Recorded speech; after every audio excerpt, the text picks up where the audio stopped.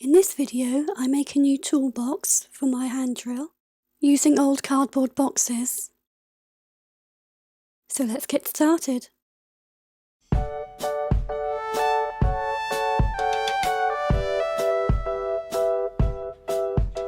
This is the old box where I keep my hand drill. As you can see, it's completely battered and falls apart. I have another box of drill bits which is in just as bad shape. Neither of these boxes are fit for purpose, so I'm going to make a new one that's big enough to fit my drill and all its bits. I'm going to use this box as my base, and I have a ton of other cardboard boxes which I'm going to take apart and use to build up this box. I flatten out all the boxes and cut them down into strips. I will add another layer of cardboard to the long sides of the box and to the bottom. The short sides are already doubled over, so I'll leave them as they are. Wherever I'm attaching 2 layers of cardboard, I will have the grain going in opposite directions. This gives us a much stronger base.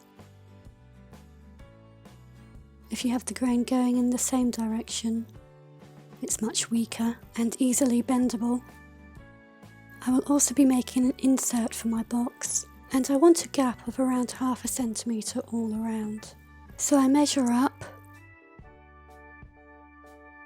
and cut it down to size. I cut out 5 of these panels with the grains going in alternating directions. We'll come back to these later. I cut the lid from the box. I then measure out the panels for the side and bottom. I glue these to the box and I cover the edges with paper. I'm using a paste of 2 parts PVA glue to 1 part water. I keep going until the bottom and sides and partway inside is entirely covered with paper. I want to make a ridge in the bottom of the box coming up about 2 inches. I cut some strips of cardboard to size, and I'm going to put 3 strips of cardboard together, making the ridge come out about ½ centimetre. I cover these in paper, then stick them to the inside of the box. I then cover the ridge and the bottom of the box with paper and glue paste.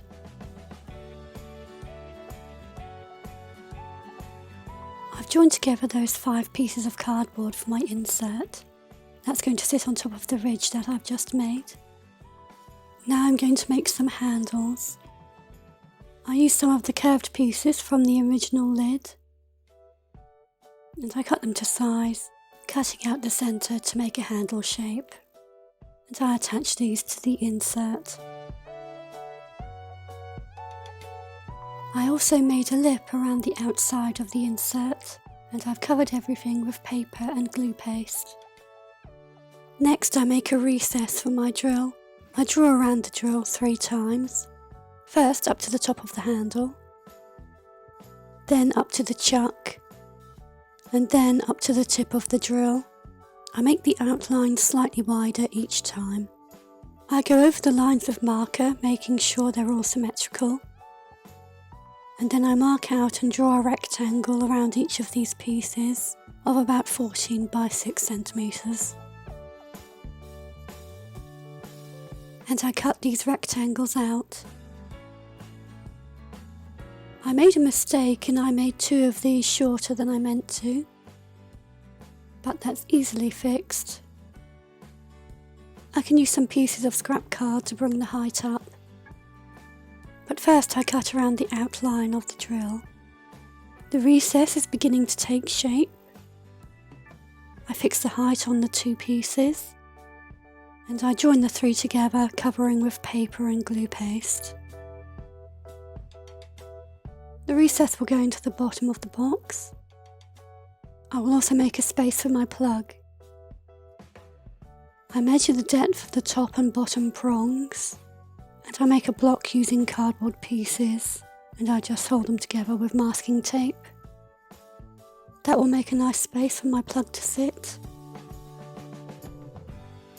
and both of these pieces will be glued down and covered with paper. Next I start on the lid. I take the original lid and I cut off the side and front flaps. I then use this piece as a template and I mark and cut out 2 more pieces of card.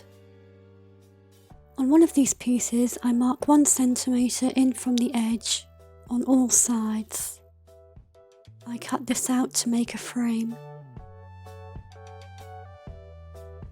This also gets the paper and paste treatment. Now I take the next part of my lid, and to it I'm going to attach this piece of fabric. I'm using denim because it's hard wearing. And I've sewn 2 bands of elastic to it. This is going to hold some of my drill pieces. I glue the fabric to the cardboard.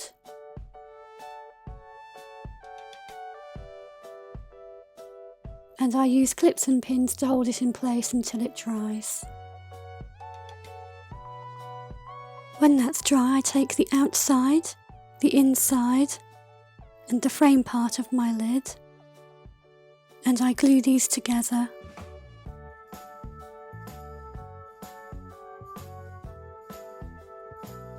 I leave these pieces pressed between 2 heavy books while it dries. Next I cut out some cardboard pieces to go around the edges of the lid. I glue these down and I cover the whole lid with paper. It's all taking shape. Now it's time to attach the lid to the main box. I have a set of hinges and a clasp. I trace around these and mark up where they separate. I mark about 1/2 centimetre around each shape.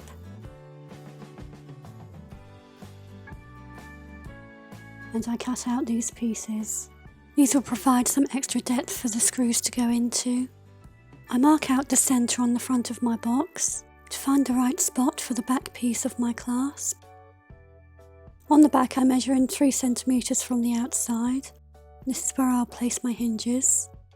I stick these down and I place the lid on top, marking along each of these pieces so the top and bottom pieces will line up. I stick these all down and cover with paper.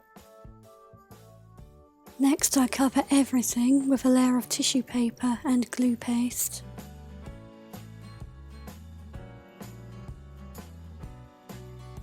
Next I line up my drill bits and decide on their placement. I mark out where I need to make the holes. I drill down 1 centimetre into the insert. I'm using a 4mm drill bit.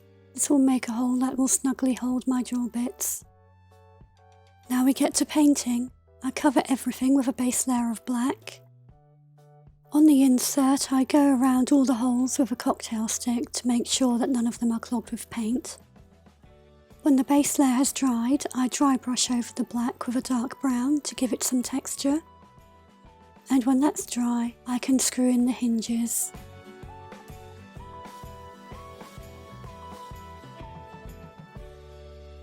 Even after it's dried, acrylic tends to stick to itself, so I'm going to line the top half of the box with fabric.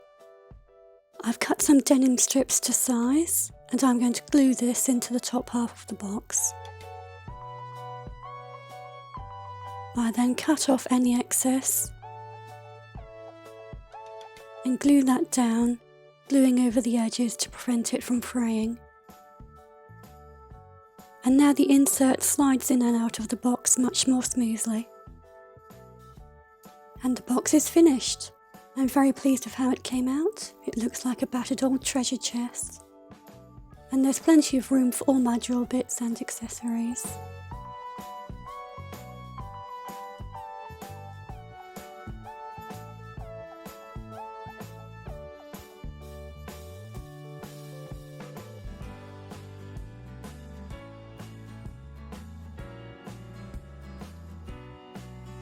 Thanks for watching, and I'll see you in the next video.